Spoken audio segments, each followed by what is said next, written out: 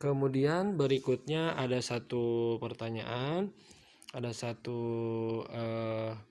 kendala disampaikan bahwa belum familiar dengan aplikasi, maka dari itu kita adaptasi terus, kita berikan berbagai jenis media untuk pembelajaran, tutorial, voice note semacam ini, simulasi parenting online, dan open line 24 hours untuk Bapak Ibu semuanya. Silakan dihubungi Bapak Ibu di IT, kemudian juga boleh diakses ke kami juga. Kemudian juga dilanjutkan harus login logout bergantian dengan adiknya. Nah, saya kira ini kasus spesifik di mana kalau boleh saya anggap berarti dalam satu keluarga ada 2 anak yang bersekolah di Animah, di SD Animah. Nah, tentunya ada beberapa orang tua yang seperti ini. Nah, bergantian dengan adiknya ini sebenarnya bisa kita akali. Nah, tadi tentunya di voice note yang sebelumnya sudah pernah saya sampaikan bahwa penggunaan aplikasi ini lebih fleksibel dengan berbagai solusi alternatif bisa kita kerjakan.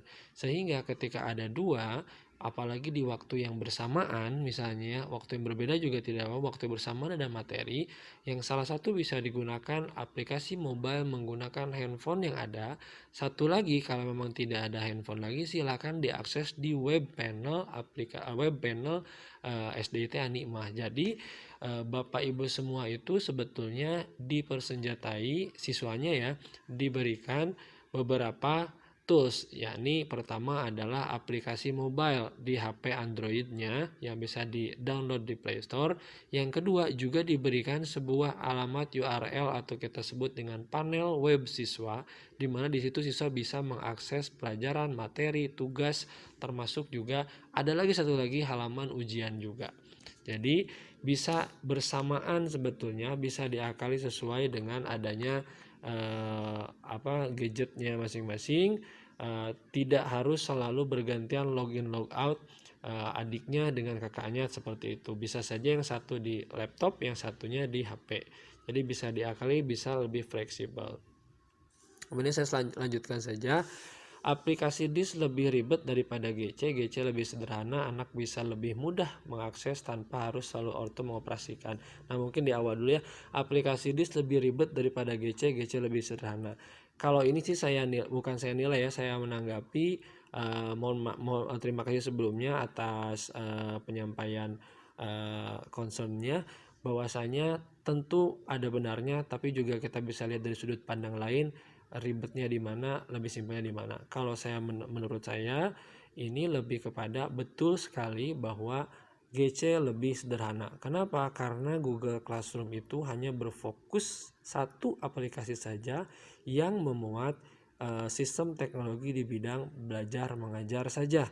Artinya penyampaian materi, tugas, ujian, dan berhubungan dengan hal tersebut saja. Sementara aplikasi DIS itu Bapak Ibu mungkin boleh bisa bandingkan, ini merupakan gabungan dari aplikasi-aplikasi yang ada.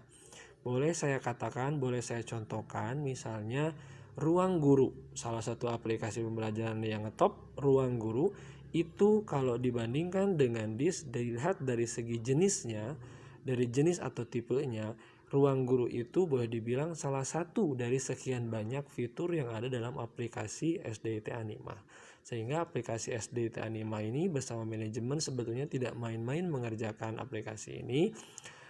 Semua aspek daripada sekolah yang dibutuhkan, mulai dari manajemen, akomodasi, kemudian juga keuangan, sampai ke pembelajaran mengajar, sampai kita juga sebetulnya punya salah satu tools untuk mengawasi siswa, behavior siswa, perilaku siswa, bahkan saat ketika ujian di rumah pun itu akan terlihat perilaku siswa bagaimana mengerjakan soal. Mungkin itu tidak kita publish gitu, ini hanya untuk orang tua saja, tapi kita akan tahu bagaimana siswa memulai ujian, bagaimana menjawab ujiannya, dilihat dari data-data yang dihasilkan sampai ke analisa soalnya. Nah, jadi itulah sebenarnya gambarannya seluas apa kalau kita bandingkan antara Google Classroom dengan aplikasi SDIT Anima gitu. Jadi mudah-mudahan kedepannya bisa lebih terbuka lagi pandangannya, tentunya dibarengi dengan adaptasi yang baik, dengan sama-sama kita saling mendukung, dalam arti Bapak Ibu semua terus berkomitmen untuk beradaptasi dan menggunakan, sementara kami juga dari belakang sama-sama juga mendukung dan selalu memberikan solusi ketika ada kendala, sehingga nanti bisa lebih terbiasa. Karena saya yakin beberapa bulan ke depan ketika sudah terbiasa menggunakan fitur-fitur yang ada di aplikasi SDIT Anima, maka pertanyaan-pertanyaan atau pernyataan atau penyampaian kendala semacam ini tentunya sudah tidak ada lagi gitu ya. Semua hanya masalah waktu, semuanya masalah adaptasi. Karena adaptasi berhubungan dengan penggunaan dari sebuah sistem itu tentunya berbeda-beda dan tetap diperlukan juga di sana.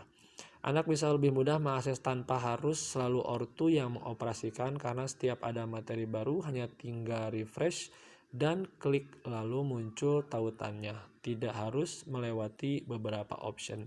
Kalau boleh saya gambarkan secara singkat, ketika memang anaknya mungkin kalau sebetulnya ya di SD itu kita juga lihat penggunaannya pasti lebih kepada orang tuanya, karena memang orang tuanya mendampingi anak masih misalnya kelas 1, kelas 2, kelas 3 lebih banyak dibatasi untuk penggunaan handphonenya. Pasti balik lagi orang tuanya ini yang mengerjakan, bukan mengerjakan, mendampingi begitu ya. Terutama terkecuali kalau untuk anak dengan usia atau tingkatan kelas 4, 5, 6 bisa jadi diberikan akses untuk mengoperasikannya. Itu. Kalau boleh saya berikan gambaran seribet apa atau sesederhana apa penggunaan untuk mengakses materi dari aplikasi. Yang pertama, bisa menunggu materi terbit atau mungkin langsung mengakses tanpa menunggu notifikasi terbit dari materi tersebut. Tinggal buka aplikasi saja, tentunya login kan hanya sekali saja. Tentunya tinggal masuk, kemudian cari fitur atau menu mapel, tinggal diklik, tinggal pilih mata pelajaran. Ketika dipilih mata pelajaran sudah langsung terbuka materi beserta dengan lampiran-lampirannya, gitu ya. Dan di sana anak juga sudah langsung bisa mengakses deskripsi apa materi tersebut dari Bapak Ibu guru. Jadi kalau boleh dibilang dari dari masuk klik aplikasi itu satu langkah, masuk ke menu mapel 2 langkah, kemudian mata pelajaran 3 langkah. 3 langkah anak sudah bisa melihat deskripsi dari materi tersebut.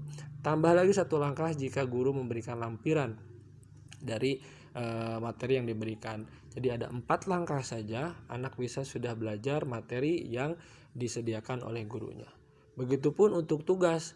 Tugas itu pun tidak terlalu jauh berbeda sebetulnya dengan materi, hanya saja memang ada di sana ketika guru memberikan tugas, nanti diberikan keleluasaan siswanya untuk mengerjakan, apakah mengerjakan lewat ketikan di aplikasi mobile atau ketikan di web browser di panel webnya siswa SDIT Anima, atau bahkan jika ingin menggunakan tulisan, silakan menggunakan tulisan saja, tinggal nanti lampirnya dikirim sebagai foto, sebagai lampiran foto ke gurunya. Jadi sebenarnya tinggal adaptasi lagi saja, langkah demi langkah kita sudah pertimbangkan dengan baik. Mudah-mudahan bisa diterima dengan baik, mudah-mudahan bisa diadaptasi dengan cara yang ini. Tentunya kita juga akan lihat feedbacknya seperti apa. Tetap kita juga akan kedepannya lakukan improvement terus-menerus, tapi tentunya dengan adaptasi di awal terlebih dahulu.